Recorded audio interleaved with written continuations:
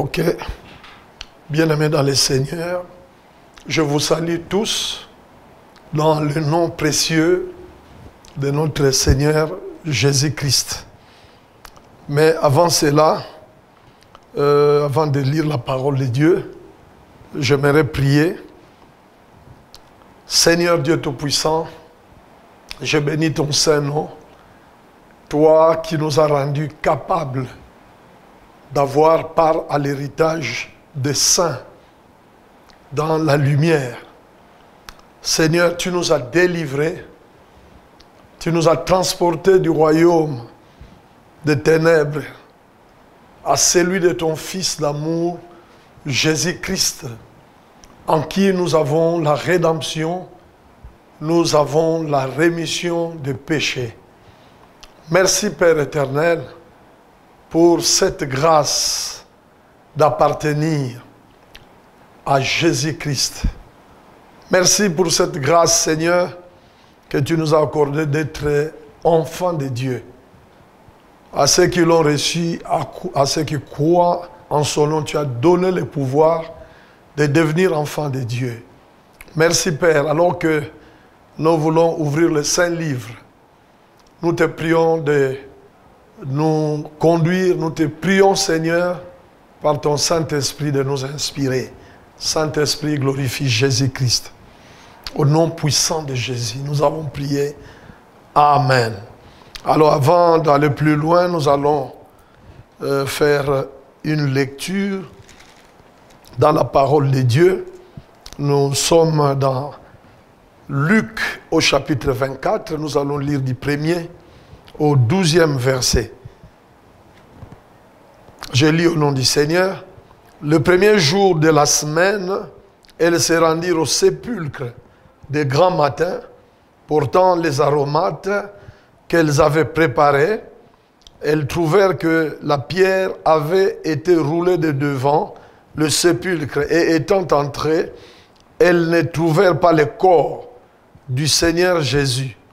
Comme elles ne savaient que penser de cela, voici deux hommes leur apparurent en habits resplendissants. Saisies de frayeur, elles baissèrent le visage contre terre, mais ils leur dirent: pourquoi cherchez-vous parmi les morts celui qui est vivant? Il n'est point ici, mais il est ressuscité. Souvenez-vous de quelle manière il vous a parlé lorsqu'il était encore en Galilée, et qu'il disait: il faut que le Fils de l'homme soit livré entre les mains des pécheurs, qu'il soit crucifié et qu'il ressuscite le troisième jour. Et elles se souvinrent des paroles de Jésus. À leur retour du sépulcre, elles annoncèrent toutes ces choses aux 11 et à tous les autres. Celles qui dirent ces choses aux apôtres étaient Marie de Magdala, Jeanne, Marie, mère de Jacques, et les autres qui étaient avec elle. Ils tinrent ces discours pour des rêveries, et ils ne crurent pas ces femmes. Mais Pierre se leva et courut au sépulcre. S'étant baissé, il ne vit que de linge qui était à terre, puis il s'en alla chez lui dans l'étonnement de ce qui était arrivé. Gloire à Jésus. Que le nom du Seigneur soit loué. Eh bien, le thème que nous allons développer tout à l'heure, c'est « Il n'est plus au tombeau » ou en d'autres termes, les tombeaux vides. Bien-aimés dans le Seigneur, la résurrection de Christ est le thème le plus important du christianisme. Un des faits historiques le mieux attesté. Les tombeaux vides. Eh bien, les tombeaux vides veulent simplement nous faire comprendre que celui que nous servons, celui qui est notre Seigneur et Sauveur Jésus-Christ, est vivant. Il n'est pas resté dans le tombeau. Parce que quand nous faisons ce constat du tombeau vide, eh bien, cela veut simplement dire en d'autres termes, Jésus est vivant. C'est lui que nous servons, c'est lui qui est notre Dieu. Il est vivant. Il n'est pas resté dans le tombeau. Il est sorti du tombeau libre et vainqueur. Donc, contrairement aux autres chefs religieux, eh bien, ces chefs religieux sont restés dans la tombe et attendent les derniers jours pour le jugement. Donc, vous pouvez comprendre par là que il est malsain de servir ces hommes qui ont existé et qui sont morts et qui sont restés dans la tombe jusqu'à ce jour et qui attendent les grands jugements qui attendent le monde. Mais nous avons une espérance vivante. Pourquoi? Parce que celui que nous servons, celui qui est notre sauveur, il est vivant. Et ça devait être une grande assurance pour les enfants de Dieu que nous sommes. Pourquoi? Parce que la Bible montre dans 1 Corinthiens au chapitre 15, ça c'est quelque chose qui devrait nous rassurer lorsque nous lisons à partir du verset 3, la Bible dit « Je vous ai enseigné avant tout, comme je l'avais aussi reçu, que Christ est mort. Je l'avais aussi. Christ est mort pour nos péchés, selon les Écritures, qu'il a été enseveli et qu'il est ressuscité le troisième jour, selon les Écritures, et qu'il est apparu à Céphas, puis aux 12. Ensuite, il est apparu à plus de 500 frères à la fois, dont la plupart sont encore vivants et dont quelques-uns sont morts. Ensuite, il est apparu à Jacques et ainsi de suite.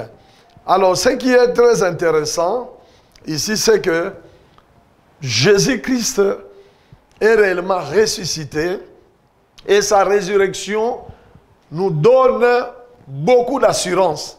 Pourquoi? Parce que si Christ n'est pas ressuscité, eh bien notre foi et notre espérance seront vaines. Vous voyez? Et nous resterons encore dans nos péchés. Mais gloire à Dieu, Christ est mort et il nous a affranchis.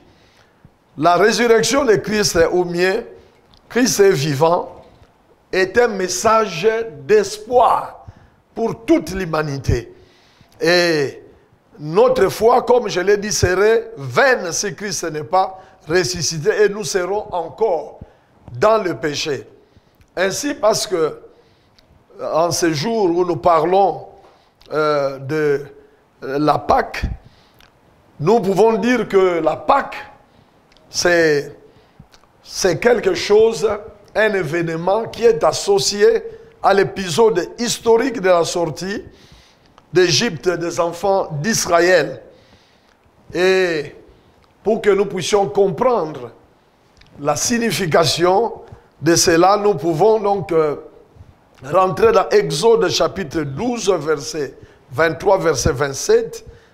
D'abord verset 13, verset 23, 27. Et nous n'allons pas lire cela, mais je voudrais simplement expliquer que alors que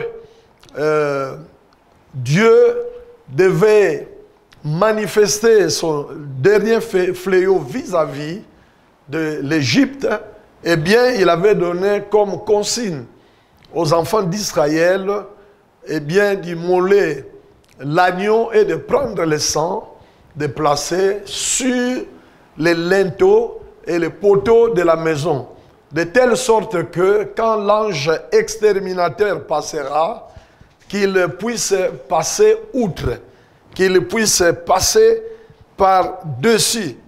Et ainsi, alors que tous les premiers-nés des enfants d'Égypte depuis les hommes, je dirais, jusqu'au bétail, étaient morts quand l'ange exterminateur était passé, eh bien, Israël, les enfants d'Israël ont été épargnés. Alors c'est pourquoi nous pouvons, en parlant de la signification de la Pâque, nous pouvons parler de passer au-dessus ou épargner, c'est-à-dire laisser la vie sauve. Donc Israël a été épargné du jugement des morts qui avaient frappé les premiers-nés des Égyptiens, depuis les hommes jusqu'au bétail. Donc quand nous célébrons la Pâque, eh bien nous proclamons la vertu salvatrice du sang rédempteur et la puissance de Dieu qui se manifeste au travers de cela. Donc l'exemple de la résurrection de Christ prouve à suffisance qu'il a vaincu la mort. Pourquoi? Parce que nous parlons du tombeau vide. Cela montre que Christ a vaincu la mort et qu'il est vivant. Amen. Alors là, nous disons aussi que, eh bien, parce que parfois il y a des gens qui essayent un peu de mettre des théories qui n'ont pas de sens selon lesquelles on prend par exemple que donc Christ a été évanoui et puis avec la fraîcheur de la tombe et il s'est réveillé. Non, ça ce n'est pas vrai, c'est faux. Pourquoi? Parce que dans l'évangile de Jean, au chapitre 10, à partir du verset 17, la Bible dit quelque chose de très important que j'aimerais que nous puissions lire. Jésus a dit, le Père même, parce que je donne ma vie. Donc il a donné sa vie afin de la reprendre. Vous voyez déjà, c'est que le Seigneur dit ici, il donne sa vie afin de la reprendre. Personne ne me l'ôte, mais je la donne de moi-même. J'ai le pouvoir de la donner et j'ai le pouvoir de la reprendre. Tel est l'ordre que j'ai reçu de mon Père. Amen. Donc vous voyez que ici, c'est Jésus lui-même qui s'est donné. C'est lui-même qui a donné sa vie. Il a donné sa vie, il a dit, oui, je suis capable de donner ma vie, je suis capable aussi de la reprendre. Donc c'est pour dire qu'il n'est pas mort en victime, mais il s'est donné volontairement selon l'ordre qu'il avait reçu de son Père. Donc, cela montre même que les tombeaux vides se justifient très bien à partir même de ces passages pour montrer que Christ ne pouvait en aucun cas rester dans le tombeau. Pourquoi? Parce qu'il était capable de donner sa vie, mais aussi de la reprendre. Donc, bien-aimé dans le Seigneur, Jésus, celui que nous servons, celui que nous célébrons, il est vivant. Il a dit dans Jean 11, 25, « Je suis la résurrection et la vie ». Donc, au travers de la résurrection de Jésus-Christ, eh bien, Christ nous a affranchis. Et nous devons être dans la joie de servir celui qui est vivant, parce que il nous a affranchis, nous a donné la vie. À travers la mort et la résurrection, nos péchés sont pardonnés. Donc, à travers cela, eh bien, nous sommes affranchis. C'est pourquoi Galates chapitre 5, verset 1er nous dit, c'est pour la liberté que Christ nous a affranchis. Donc, à travers sa résurrection, eh bien, les chrétiens que nous sommes affranchis. Et dans Jean, chapitre 8, verset 32 et verset 36, la Bible dit, « Si le Fils vous affranchit, vous serez réellement libres. » Alléluia. Donc vous voyez que c'est c'est merveilleux. Et ça, nous voyons d'abord au verset 32. Vous connaîtrez la vérité, et la vérité vous affranchira. La vérité qui est Jésus-Christ. Si donc le Fils vous affranchit, vous serez réellement libre.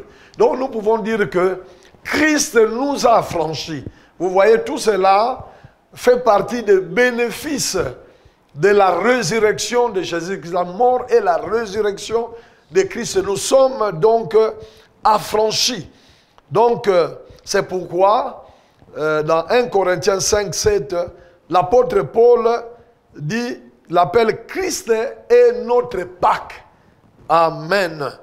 Et dans la parole de Dieu, dans Romains 8, chapitre 1er, la Bible montre qu'il n'y a donc plus de condamnation pour ceux qui sont en Christ. Et c'est pourquoi, au travers de la résurrection de Christ, eh bien, nous n'avons pas raison, ou nous n'avons plus raison de rester sous le joug de l'ennemi, de rester dans la condamnation. Pourquoi? Parce que, au travers de sa résurrection, eh bien, il nous a affranchis, nous a libérés, et nous n'avons plus raison, eh bien, de rester sous la prise de l'ennemi. Nous pouvons bien expérimenter la vraie liberté, c'est-à-dire, nous pouvons sortir de l'esclavage de Satan. Nous n'avons plus raison de rester sous son joug, parce que Christ a payé le prix, Christ est mort bien plus, il est ressuscité. Et je voudrais même profiter par là pour dire, pour certaines personnes qui vivent sous une certaine culpabilité, eh bien, ces gens n'ont pas raison de continuer à rester dans cette culpabilité. Pourquoi? Parce que le prix que Christ a payé à la croix et sa résurrection, eh bien, nous donne vraiment de l'assurance que nous ne pouvons plus rester sous la condamnation. Et la parole de Dieu nous montre dans Colossiens 2, 13, 14, et nous pouvons voir, je vais paraphraser, Christ a effacé l'acte dont les ordonnances nous condamnaient et qui subsistait contre nous. Donc, ceux qui nous suivent doivent être dans la joie de réaliser que Jésus est réellement vivant. Le tombeau est resté vide. Alors, à cause de cela, nous ne pouvons que chanter eh bien, notre délivrance. Nous ne pouvons que élever nos voix pour dire qu'il n'y a plus de condamnation pour ceux qui sont en Jésus-Christ, et l'acte dont les ordonnances nous condamnaient et qui subsistait contre nous, Jésus-Christ l'a déchiré. Alors, nous pouvons vivre la vraie liberté. Donc, nous disons que la Pâque annonce notre affranchissement. Et au travers de ce tombeau vide, eh bien, les enfants de Dieu que nous sommes, nous devons comprendre que nous pouvons vivre un nouveau départ.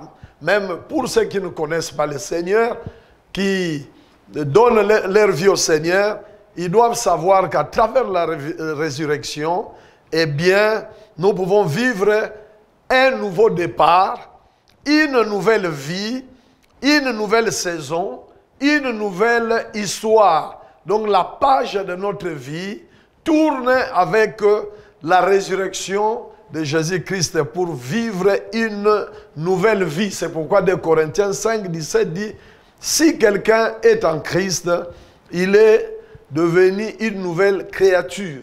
Les choses anciennes sont passées et voici toutes choses sont devenues nouvelles. Donc vous voyez que quand on expérimente la nouvelle vie en Jésus-Christ au travers de ce qu'il a accompli, eh bien c'est une nouvelle histoire. C'est comme ça, par exemple, nous pouvons dire, même à ceux qui suivent Jésus-Christ, ils ne peuvent plus marcher dans les ténèbres.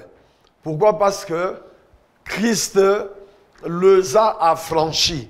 Et aujourd'hui, ce qui nous fait mal, c'est de voir même certains enfants de Dieu qui ne réalisent pas la portée de la résurrection de Jésus-Christ et qui se laissent pratiquement envahir par les pensées de la culpabilité selon qu'ils ne sont pas encore affranchis. Non, moi je vais dire que vous êtes affranchis en Jésus-Christ. Pourquoi? L'apôtre Paul disait dans Colossiens au chapitre 1er, je crois à partir du verset 12, il disait « Nous rendons grâce au Père qui nous a rendus capables d'avoir part, vous voyez, d'avoir part à l'héritage de saints dans la lumière. Et il nous a délivrés au travers de sa mort et de sa résurrection. Il nous a délivrés de la puissance des ténèbres en nous transportant dans le royaume du Fils de son amour, Jésus-Christ, en qui nous avons la rédemption, mais nous avons aussi la rémission des péchés. Amen. Donc cela veut dire que nos péchés sont pardonnés. Nous devons être certains au travers de la résurrection de Jésus-Christ, parce qu'on a dit, si Christ n'est pas ressuscité, alors nous sommes encore dans les péchés. Mais parce qu'il est ressuscité, eh bien, tous nos péchés ont été expiés. Donc nous n'avons plus raison de vivre sous une certaine culpabilité ou condamnation. Amen. Donc, bien-aimés dans le Seigneur, ce que nous devons comprendre, c'est que sans la Pâque, tout reste sans vie. Sans la Pâque, sans la résurrection, eh bien, la mort va continuer à nous guetter, ainsi que le péché, et notre espérance, et voire même notre prédication, seront vaines. Mais ce qui est plus important, c'est que nous devons comprendre, c'est que Jésus a vaincu la mort et les tombeaux est resté vide. Et la parole de Dieu, au travers de plusieurs passages, nous prouve à suffisance que, eh bien, ces faits de la résurrection sont réellement vrais, sont réellement réels. Les choses se sont bien passées en notre faveur. Alors, comme on ne peut pas parler de la résurrection sans parler de la mort de Jésus-Christ, nous allons lire la parole de Dieu dans Ésaïe 53. Nous allons lire quelques versets rapidement avant de pouvoir terminer notre enseignement de tout à l'heure. Nous sommes dans Ésaïe 53. Alors, nous lisons à partir du verset 3. Là, il est écrit « Méprisé et abandonné des hommes, homme de douleur et habitué à la souffrance, semblable à celui dont on détourne le visage. Nous l'avons dédaigné, nous n'avons fait aucun cas de lui. Cependant, ce sont nos souffrances qu'il a portées. Ce sont nos souffrances qu'il a portées. Donc vous voyez qu'il n'est pas mort en vain et sa résurrection confirme que ce sont nos douleurs c'est de nos douleurs qu'il s'est chargé. Donc nous l'avons considéré comme puni, frappé de Dieu et humilié. Mais il était blessé pour nos péchés, brisé pour nos iniquités, et le châtiment qui nous donne la paix est tombé sur lui. Et c'est par ses meurtrissures que nous sommes guéris. Donc, ici, nous voulons dire que nous pouvons chanter notre victoire, nous pouvons chanter notre délivrance. Pourquoi? Parce que à travers la mort de Christ, à travers le sang qu'il a versé, eh bien, nous sommes épargnés de la mort. Et ici, la Bible montre que, eh bien, ce sont nos souffrances qu'il a portées. Et j'aimerais dire à ceux qui souffrent, vous êtes dans la souffrance, vous connaissez des difficultés de tout genre, eh bien, sachez-les bien que Christ a pris nos souffrances, il a porté nos souffrances. Même là où nous pouvons voir, nous pouvons sentir des douleurs, eh bien, Christ s'est chargé de nos douleurs. Et nous l'avons considéré même comme puni. La Bible dit, frappé de Dieu et humilié. Mais il a été blessé pour nos péchés. Donc, son sang n'a pas coulé en vain. Il a été brisé pour nos iniquités. Et le châtiment qui nous donne la paix est tombé sur Jésus-Christ. Donc, ici, la Bible ajoute que c'est par ces meurtrissures que nous sommes guéris. Amen. Alors que nous célébrons la Pâque, nous devons lever la tête. Nous ne devons plus vivre comme des personnes qui n'ont plus d'espérance. Mais nous avons de l'espérance en Jésus-Christ. Même ceux qui sont malades, du fait que Christ a accompli, eh bien, a réalisé la résurrection, eh bien, nous pouvons être certains que par ces meurtrissures, nous sommes guéris. Alors, bien-aimés dans le Seigneur, le tombeau est vide. Eh bien, même si en nous, il y a des choses qui sont mortes, eh bien, ces choses peuvent revenir à la vie. Pourquoi? Parce que le tombeau est resté vide et nous servons un Seigneur et un Sauveur vivant. Nous allons profiter de ce moment pour prier en faveur de ceux qui ont des difficultés, en faveur de ceux qui sont dans la souffrance.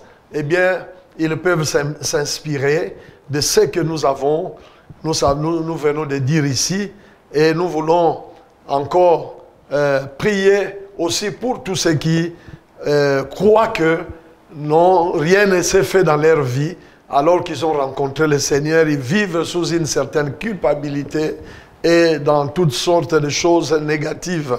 Nous allons prier pour rendre grâce à Dieu. Dieu Tout-Puissant, Père éternel, ta parole est la vérité. Ta parole s'accomplit toujours. Seigneur, merci. Merci, Seigneur, pour ce que tu as accompli à Golgotha. Et merci parce que tu n'es pas resté dans le tombeau. Tu es sorti libre et vainqueur. Et à cause de cela, Seigneur, nous ne pouvons pas continuer, Seigneur, à vivre comme si rien ne s'était fait. Notre espérance, Seigneur, ne peut pas rester vaine, parce que tu es mort bien plus, tu es ressuscité. Voilà pourquoi, Seigneur, je prie pour tous ceux qui nous suivent, qui ont des problèmes de tout genre, qui ont des difficultés, des douleurs, des souffrances, des maladies. Seigneur, je déclare en ton nom toutes ces choses vaincues au nom puissant de Jésus-Christ. Je proclame la liberté et je prie que vous qui nous suivez, qui vous sentez liés, que vous puissiez expérimenter la vraie liberté en Jésus-Christ. Parce que la parole de Dieu nous dit dans Galates 5 premier, c'est pour la liberté que Christ vous a affranchis. Alors, au nom puissant de Jésus, recevez cette liberté, que toutes chaînes qui tiennent vos vies assujetties soient brisées au nom de Jésus-Christ. Donc, à travers, oui, la résurrection de Jésus-Christ, les tombeaux vides, eh bien, tout joug est brisé. Et tout ce qui était dans une situation de mort, au nom de Jésus-Christ, nous proclamons la vie. Que les choses reviennent à la vie, que les chaînes reviennent à la normale. parce que Jésus-Christ est mort, bien plus, il est ressuscité. Alors, bien-aimés dans le Seigneur, merci de nous avoir suivis au travers de cet enseignement sur le tombeau est vide. Je voudrais vous dire de lever la tête, ne baissez pas la tête, parce que notre espérance à travers la résurrection et notre foi ne sont pas vaines. Que le Seigneur Jésus-Christ vous bénisse et vous fasse beaucoup de bien là où vous êtes, au nom de Jésus-Christ. Merci Seigneur Jésus. Et Amen.